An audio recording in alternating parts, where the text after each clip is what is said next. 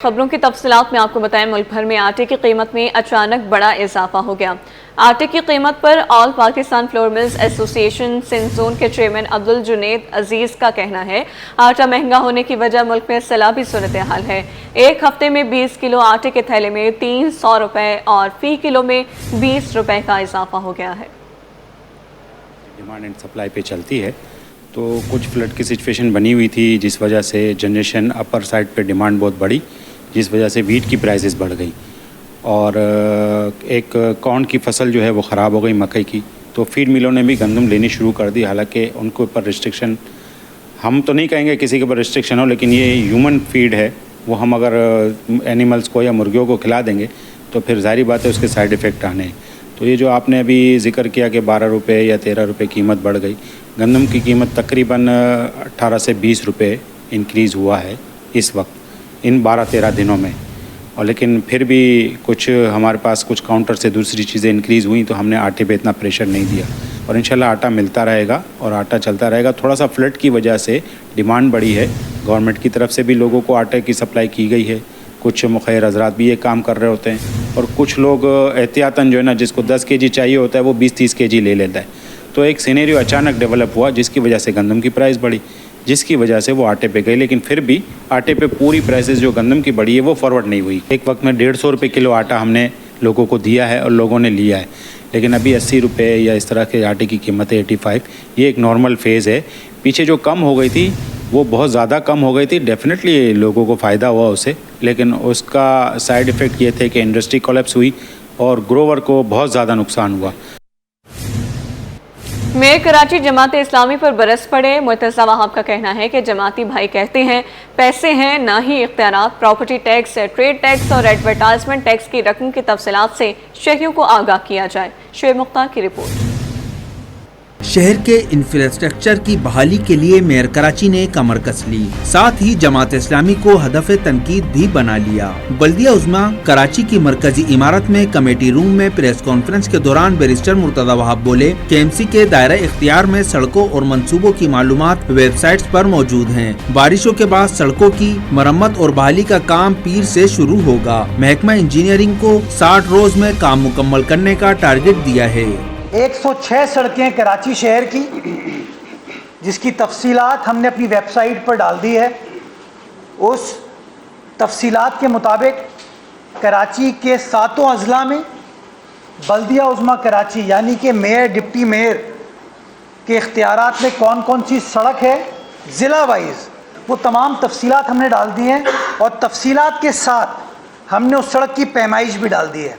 Monday से काम start होगा और मैंने अपनी टीम को 60 रोज़ दिए हैं, 60 डेज दिए हैं इन 106 सड़कों को ठीक करने के लिए। मेयर कराची ने जमात इस्लामी को तनकीद का निशाना बनाया। कहा, उम्मीद है मुनीम जफर कल 11 बजे की प्रेस कॉन्फ्रेंस में अपने 7 टाउन्स की कारकर्दगी से मुताल्लिक शहरियों को आगाह करेंगे। दोहरा मयार हरगिज नहीं होना चाहिए कि हम अपने वसाइल को कैसे खर्च करने जा रहे हैं और ये तरीक़ेकारों का शफाफियत, पब्लिक, तमाम चीज़ें।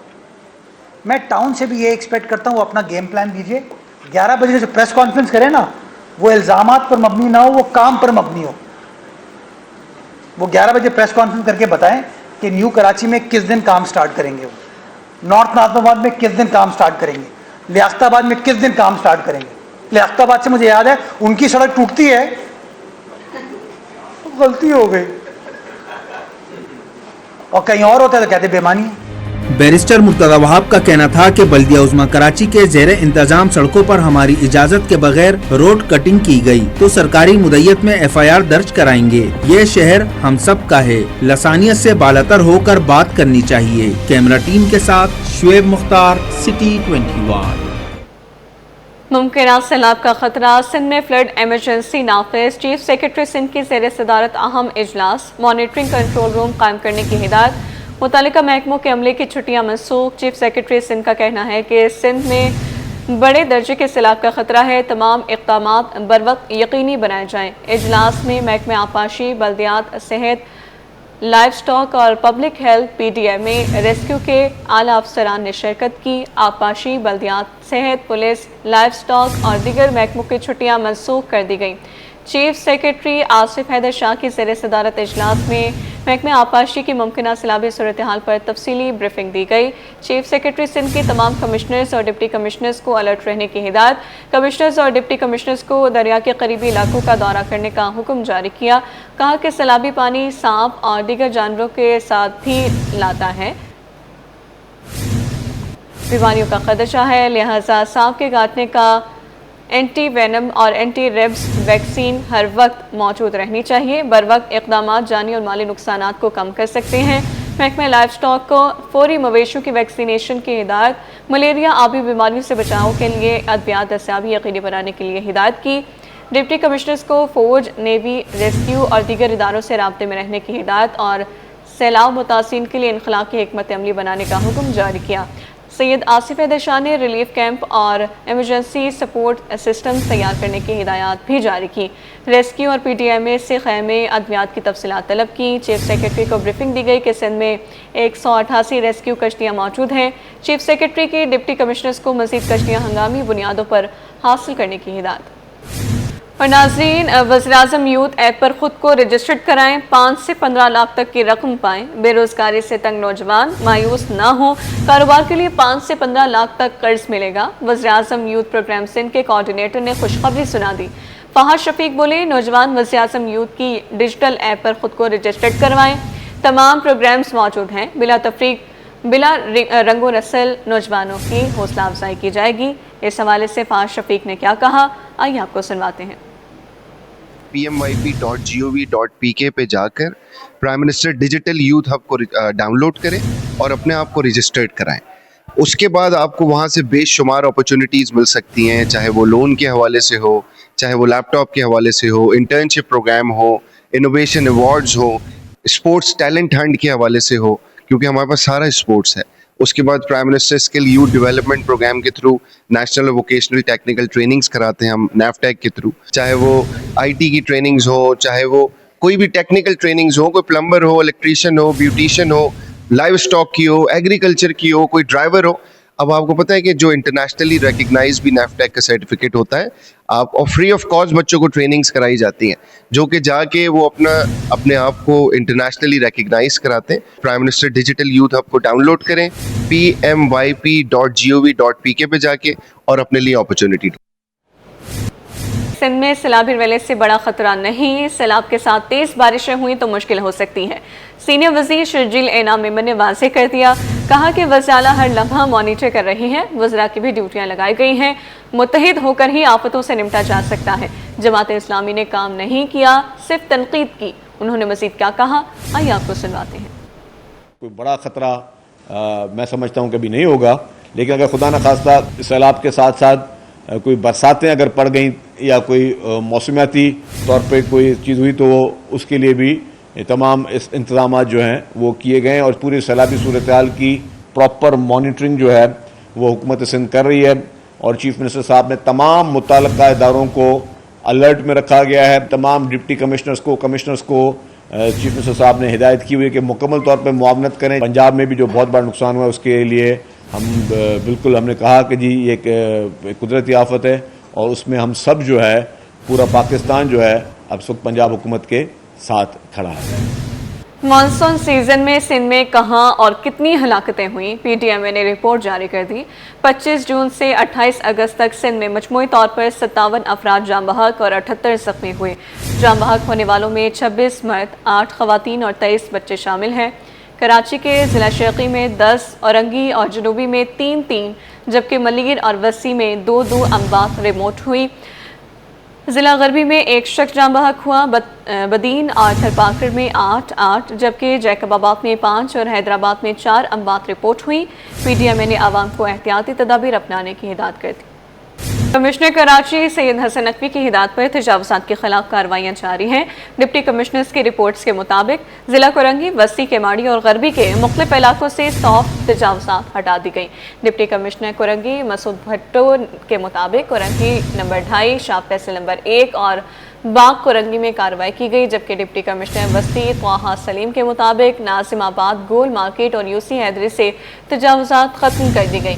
डिप्टी कमिश्नर केमाड़ी राजा तारिक चांडियो ने साइड सब डिवीज़न और शेर शाह में कार्रवाई की रिपोर्ट दी। जबकि डिप्टी कमिश्नर गरबी जुल्फ़िकार मेमन के मुताबिक यूसुफ मेमन कोर्ट में भी तजावुज़ात हटा दी गई। कमिश्नर कराची ने तमाम डिप्टी कमिश्नर्स को हिदायत की हैं कि कार्रवाइयाँ मुसलसल जारी रखी जाएँ ताकि हटाई गई तजावुज़ात दोबारा कायम ना हो सकें। कराची में लोड शेडिंग का मसला हल ना हुआ। सैनवा इलेक्शन के दौरान भी बिजली की बदतरीन लोड शेडिंग। इलेक्शन के दौरान तगलुक हाउसिंग बिल्डिंग नंबर 6 में बिजली की बंदिश।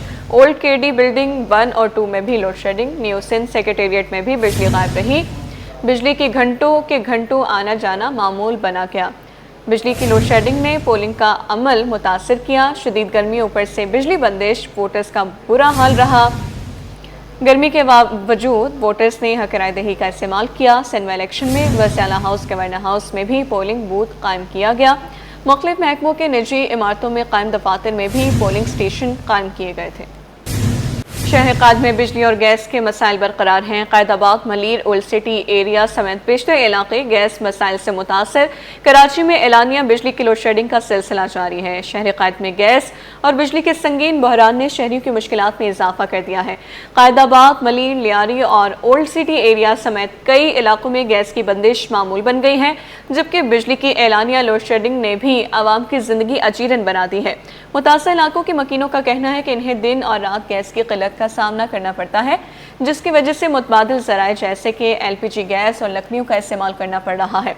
दूसरी जानिब कराची में बिजली की लोड शेडिंग का सिलसिला भी जारी है। तर्जुमान के इलेक्ट्रिक के मुताबिक शहर के 30% इलाकों में एलानिया लोड शेडिंग की जा रही है। तर्जुमान का कहना है कि ये वो इलाके हैं जहां बिजली चोरी की शरह ज़्यादा और बिलों की अदायगी की शरह कम है। शहर में मोटरसाइकिल चोर सरगर्म। कराची वाले सवारी से महरूम होने लगे। मोटरसाइकिल छीनने और चोरी होने की वारदातों में इजाफा हो गया। रवा साल कितने शहरी मोटरसाइकिलों से महरूम हुए, डाटा सिटी 21 ने हासिल कर लिया। रिकॉर्ड के मुताबिक मजमूई तौर पर 31,705 मोटरसाइकिलें चोरी और छीनी गई हैं। AVSC डाटा के मुताबिक रवा साल अब तक 4,655 मोटरसाइकिलें छीनी गईं, जबकि 27,050 मोटरसाइकिलें चोरी होने का इंकशाफ हुआ। 31,705 मोटरसाइकिलों में से सिर्फ 2,073 मोटरसाइकिलें ही रिकवर हो सकी। ज़राए के मुताबिक लाखों की मोटरसाइकिलें चंद हज़ार में मुनशियात फरोशों को बेची जाती हैं। दर्जनों मोटरसाइकिलें रोज़ाना कराची से चोरी होकर हब के रास्ते बलूचिस्तान जाती हैं। दर्जनों मोटरसाइकिलें चोरी होने के बाद कबाड़ियों के पास भी जाने का इंकशाफ। कबाड़ी कूड़े के दाम मोटरसाइकिल खरीद कर उसका सामान वापस मार्केट्स में बेच देते हैं। आलमी मार्केट में सोना $9 महंगा हो गया। मकामी सराफा बाजार में फी तोला सोना 900 रुपये और 772 रुपये महंगा हो गया। और Pakistan James and jewellers association के मुताबिक आलमी मार्केट में सोना $9 महंगा होकर $3,399 फी औंस पर पहुंच गया। 1 तोला सोना 900 रुपये महंगा होकर 3,62,600 रुपये का हो गया। 10 ग्राम सोना 772 रुपये इजाफे से 3,10,871 रुपये का हो गया। साथ ही 1 तोला चांदी 53 रुपये इजाफे से 4,121 रुपये पर पहुंच गई। डॉलर की कीमत को ब्रेक लग गई। रुपए की कदर में मुसलसल इजाफा। इंटरबैंक में अमरीकी डॉलर 3 पैसे सस्ता हो गया। स्टेट बैंक के मुताबिक इंटरबैंक में डॉलर 281 रुपये 83 पैसे से कम होकर 281 रुपये 80 पैसे पर बंद हुआ है। ओपन मार्केट में अमरीकी डॉलर 10 पैसे सस्ता होकर 283 रुपये 70 पैसे पर आ गया, जबकि यूरो 1.13 रुपये सस्ता होकर 330 रुपये 40 पैसे का हो गया। बरतानवी पाउंड 1.58 रुपये महंगा होकर 383 रुपये 31 पैसे पर आ गया। अमाराती दिरहम 77 रुपये 25 पैसे बरकरार है और सऊदी रियाल 75 रुपये 55 पैसे पर बरकरार रहा। रवा साल पहली बार ब्लड मून का नज़ारा हो सकेगा। महकमे मौसमियात के मुताबिक 7 और 8 सितंबर की दरमियानी शब मुकम्मल चांद ग्रहण होगा। चांद ग्रहण का आगाज 7 सितंबर को रात 8:28 पर होगा। महकमे मौसमियात के मुताबिक जुज़वी चांद ग्रहण 7 सितंबर को 9:27 पर शुरू होगा। चांद ग्रहण का नुक्ता उरूज रात 11:12 पर होगा। जुज़वी चांद ग्रहण रात 12:57 पर ख़त्म होगा। चांद ग्रहण का मुकम्मल इख्तिताम 8 सितंबर को रात 1:55 पर होगा। चांद ग्रहण का दौरानिया 5 घंटे 27 मिनट होगा। चांद ग्रहण पाकिस्तान समेत दुनिया के बेशतर हिस्सों में नजर आएगा।